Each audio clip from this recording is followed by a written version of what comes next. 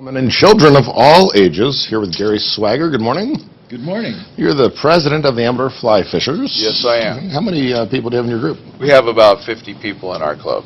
Okay. And tell me a little bit about the Fly Fishers. Basically, we're an organization, a social club that works toward practicing fly fishing and promoting fly fishing, and works on conservation of the various fisheries that we use. Okay. Do you instruct people how to do it? Is it for people of all levels? Yes. Essentially, we have some very experienced fly fishermen and fly fisher people in our club, but also we offer classes for people who want to get into it. Great. Tell me the difference between conventional fishing and fly fishing. Well, fly fishing, I know, in deference to other forms of fishing, fly fishing is a thinking person's game. Mm-hmm. And essentially, you are going after the fish with natural materials. There's no bait.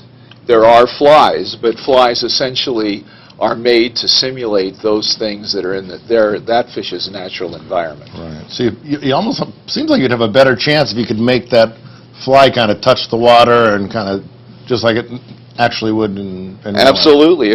That's dry fly fishing, and okay. There's different kinds. There's also nymphing, which is all these things that the fish eat are aquatic animals for the most part, and most of them are aquatic insects. And the aquatic insects, they have a life under the water as well before they emerge. So they essentially, you sometimes fish under the water, and sometimes you fish the top of the water, Gotcha. which is the adult thing that's the adult insect that's trying to lay its eggs. Okay.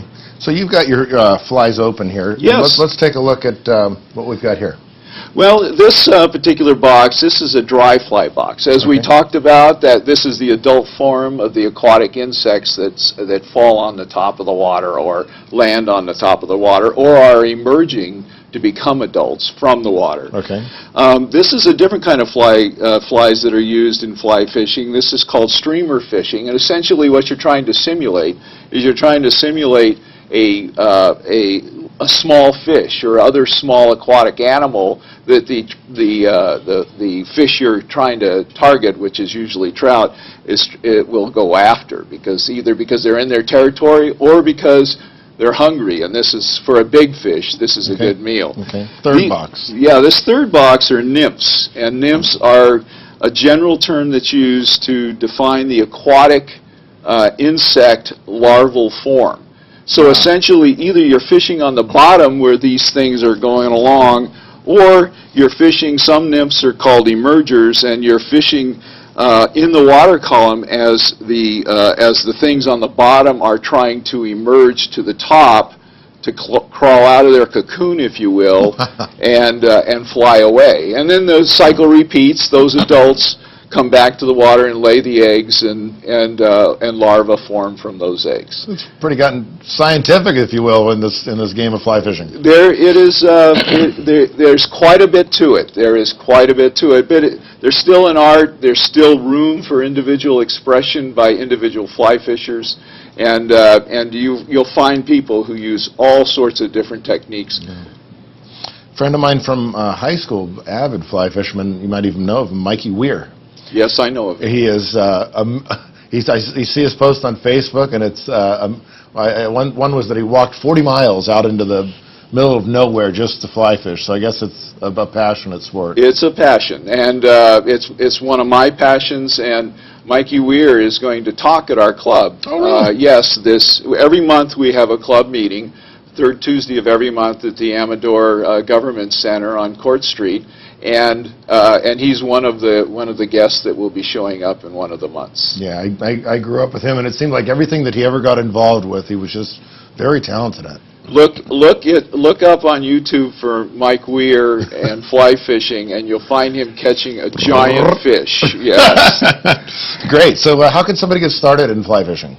Well, you certainly can join our club or come visit us. We welcome visitors. Next Tuesday is our meeting for January, and we'd love to see people come to our meetings and as a guest. And if they like what they see, they can continue. The other thing that the club does is that more than once a month we have outings. In fact, just yesterday we were down below the Comanche Dam, 11 of us in the Fly Fishing Club as a club outing going after steelhead. Okay. And there's all sorts of places to fish around here. I mean, the fisheries, as I heard one of our members say, wherever there's water, there's fish. And so you can pretty much fish anywhere. Clearly, there's some places that are better than others. And get with someone who does fish and tap their brain and work toward going fishing with them, because that's the best way to come up in fly fishing. Okay, real quick, want to ask you something? Are you keeping the fish or are you releasing them? This is all, for the most part, again, we're into the conservation of the fishery, and for the most part, we are catch and release, which means that when we angle the fish, we bring them in as fast as we can to have the least amount of stress on them, and we are gentle with them in release. Great. Gary, real quick, let's give out your website address if viewers would like to contact you. Well, our website is www.amadorflyfishers.org. Okay. And we have a contact us link up there, so all you have to do is fill that out, and we get right back to you. Great. Gary, thanks for coming in the studio. Thank you. Give our regards to Mike Weir. Great Will guy. do. Will and do. We will see you right after these messages.